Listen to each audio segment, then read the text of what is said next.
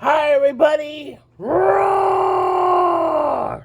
Creature Trucks are back with another video, and we are doing a review of Mufasa, the Lion King. Oh, yeah. I never thought they would make something like this. Well, they did after we reacted to the trailer. Yeah. So, we've seen a lot of prequel stories, like with Star Wars and Transformers 1, how two best friends who were like brothers then became enemies. Yeah.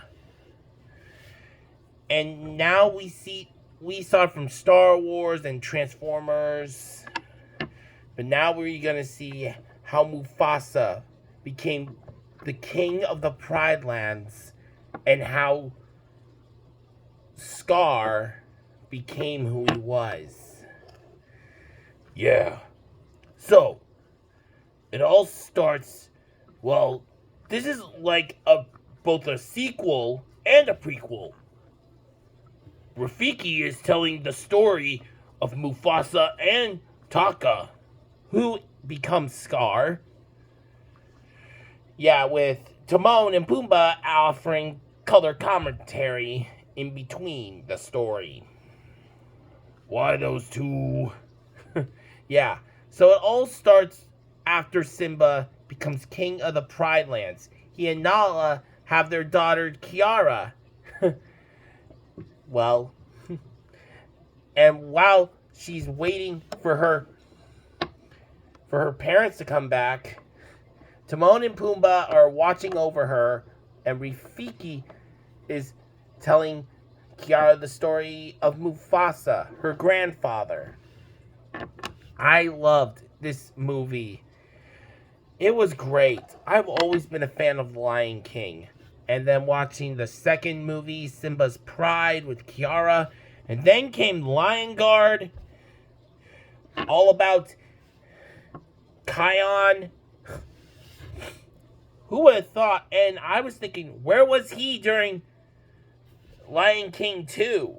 And that got a little bit more into it in the final season.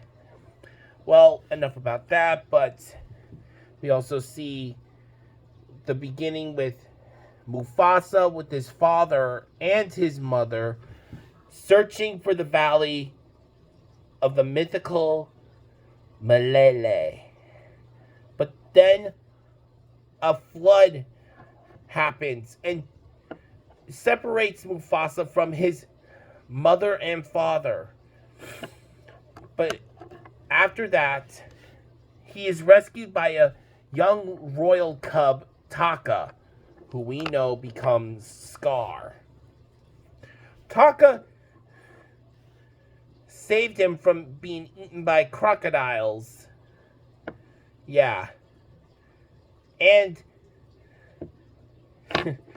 let's just say that Taka's father does not want a stray around. Well, there is something special about Mufasa. He possesses a gift that is unlike any other male lion. He can sense. I mean, his sensory abilities, they're unlike anything in the world. He can smell and hear and feel everything around him. Yeah. But then, during his training with Eshe, Taka's mother, yeah, she decided to look after him because Taka's father isn't very good with him. But Eshe is teaching him a lot of things. But then they were attacked by two white lions. Whew. Yeah. And these lions are not like white lions. They're like different. You see, the outsiders, the white lions, they were all outcasted from their other prides because of their white fur. Yikes. That's extremely wow. And their leader is Kiros. And he wants revenge against the ones who killed his son Jaju. And we find out that it was actually Mufasa who did it. Because Mufasa is like strong. I mean, and along the way, when Mufasa is charged with taking Taka and protecting him from the outsiders, they meet Sarabi and Zazu and a younger Rafiki. Then a lot of other things happen. Wow. We see the darkness in Taka growing and growing and growing ever so much that he betrays Mufasa because he's jealous of him. Because he's jealous of Mufasa because he believes that he stole Sarabi from him. Oof. Yikes. That was a lot. And then there was also a lot more into it. Oh man. I really hated that it drove Taka to becoming the lion we knew him from Lion King. And when they reached Malele, it turned into a final battle between Mufasa and Kiros.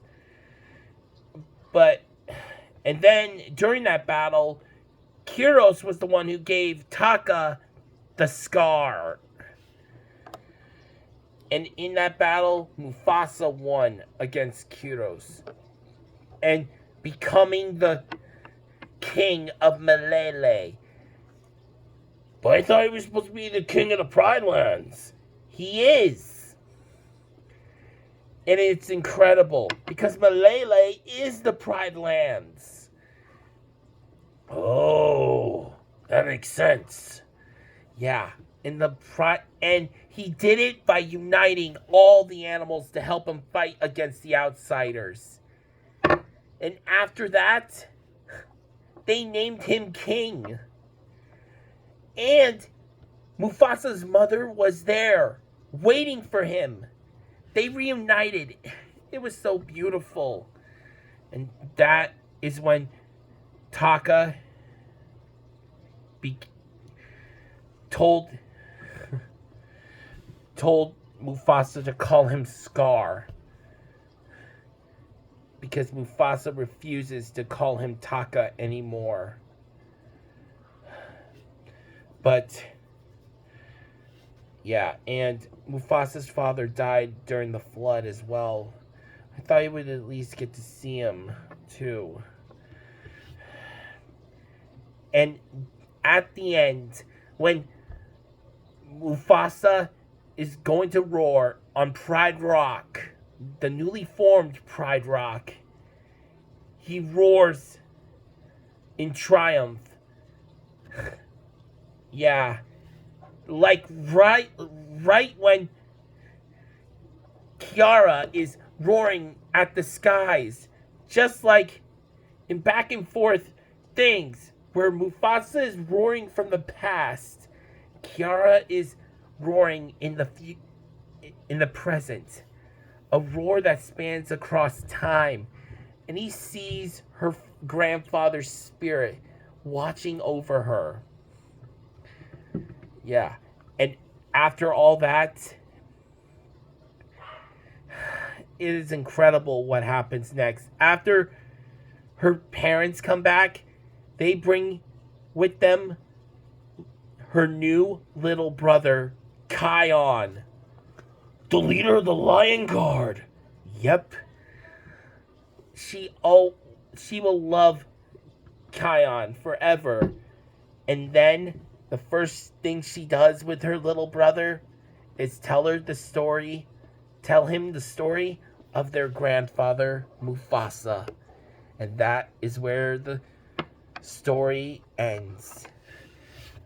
I loved this movie from start to finish. The songs were great. Then there were the story of Mufasa becoming the king of Pride Rock. The adventure that goes into it. Taka's descent into Scar. I mean, it was all great. You guys, this movie came out like 4 months ago. December 20th. And I loved this movie. And James Earl Jones, the voice of Mufasa. This movie was a honoration for him, for his memory. He will always be the king. Yep. He may have been the voice of Darth Vader first, but he will always be more remembered as Mufasa. So, that's going to be it for our review of Mufasa the Lion King. So, hope you guys liked our review of this awesome movie. So, don't forget to like our videos, comment what you think, share with your friends. If you're new to the channel, please subscribe right away. And make sure to help us reach 600 subscribers, everybody. And help us reach 1,000. So, this is Crit Creature and Trucks telling you to have a lovely time. Bye. Roar!